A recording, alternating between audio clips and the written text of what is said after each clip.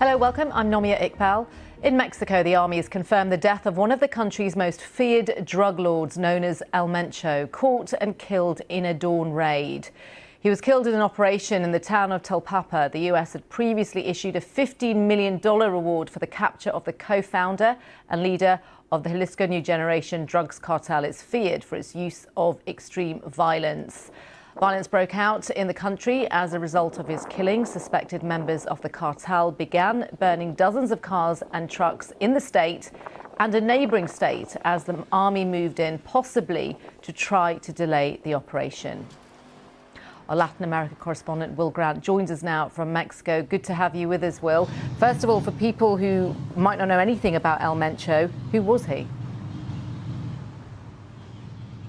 He was crucial, Nami. I mean, we often talk in Mexico about kingpins and drug lords and so on. This was one of the very, very biggest. In this particular moment in time, the most wanted man in Mexico, by some distance, I would say. The feared leader of the Jalisco New Generation cartel, which is a vast criminal organization which traffics tons and tons of methamphetamine, cocaine and fentanyl into the United States, responsible for scores of murders a year. And, you know, one of those who really underpins the criminal underworld in this nation. Of course, it's a major victory on some level for the authorities here, for the military who killed him in a raid, injured him initially, and then he died en route to Mexico City. But of course, we're seeing the unfolding violence that goes with that, as his organization is extremely powerful and very, very well armed. Now, National Guard have been deployed outside the Attorney's office after that killing. Just showing some live pictures there in Mexico City of the National Guard outside the office. And Will, just give us a sense of what happens when leaders are taken out, this sort of kingpin strategy. You know, does it work? Is it something that, you know, what happens as a result of it?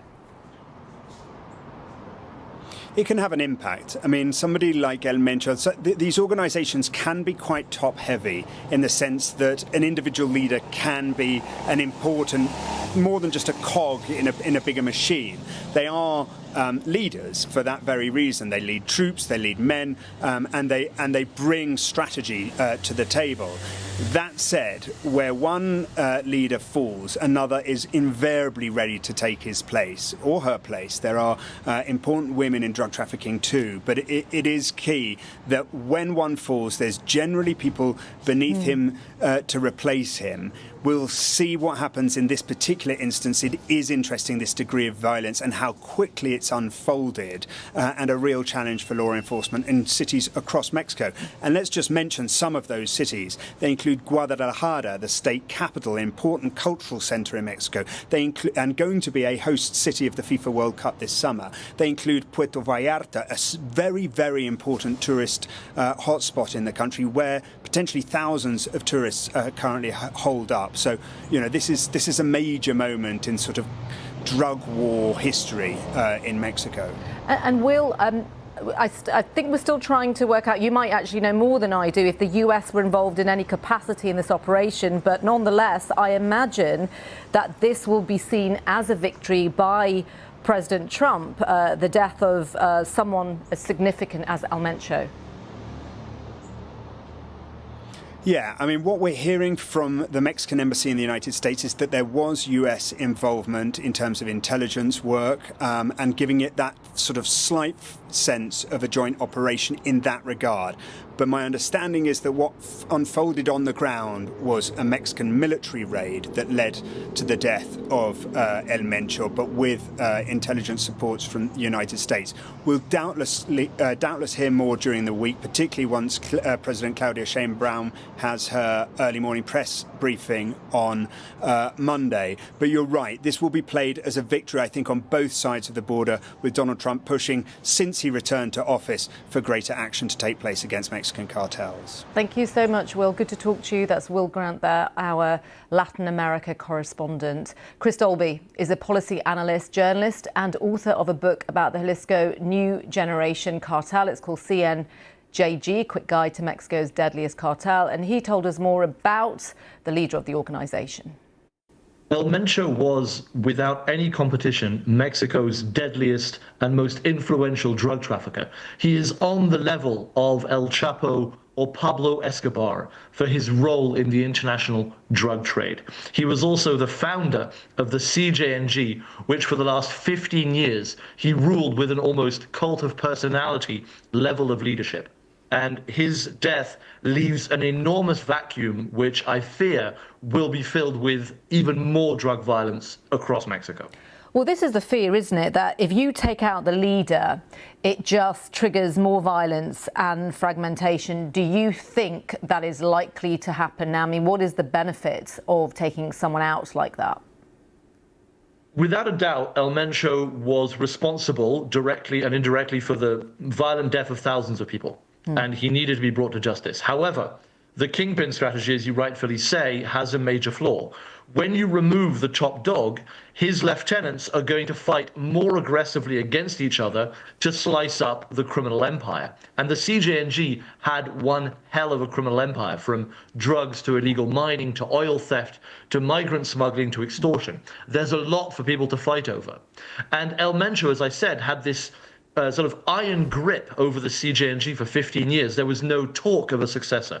There was no talk of someone picked to be his heir. There are 4, 5, 6 different leaders, each with significant ground across Mexico, each with a lot of troops under their command, and I'm not aware of any one of them having the ability to take over where El Mencho left.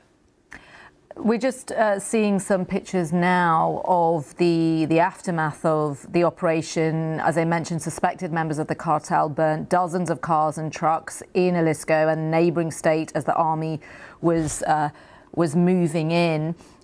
Just bringing you back into this, Chris, in terms of, you know, the US isn't.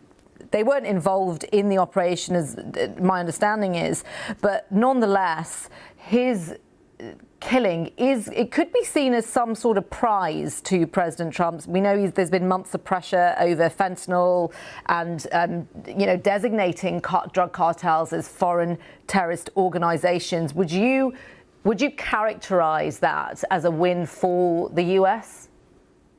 It's certainly going to be played that way by Donald Trump and his administration. El Mencho was a highly recognizable drug leader. He's been named as a terrorist. He was one of the most wanted men by the Department of Justice, with a bounty of $50 million on his head. So removing him is going to be played by the US as, look at what Mexico does when we force them to play ball with us. And the narco blockades, as you described, that's fairly standard. When a leader of this magnitude is killed or captured, you do see a lot of violence in the area around his capture. What worries me is what happens a week, a month, a year down the line when the fallout of all this happens. From what we've seen from the US and Mexican discussions recently, that hasn't really factored in. It really has been all about the PR value of capturing or killing these very well-known kingpins. Chris Dolby there. Just to let you know, the US Department of State has issued a shelter-in-place warning for US citizens in various states in Mexico, specifically Jalisco. The former US ambassador to Mexico and the Deputy Secretary of State, Christopher Lando, has described El Mencho on social media as one of the bloodiest and most ruthless drug kingpins.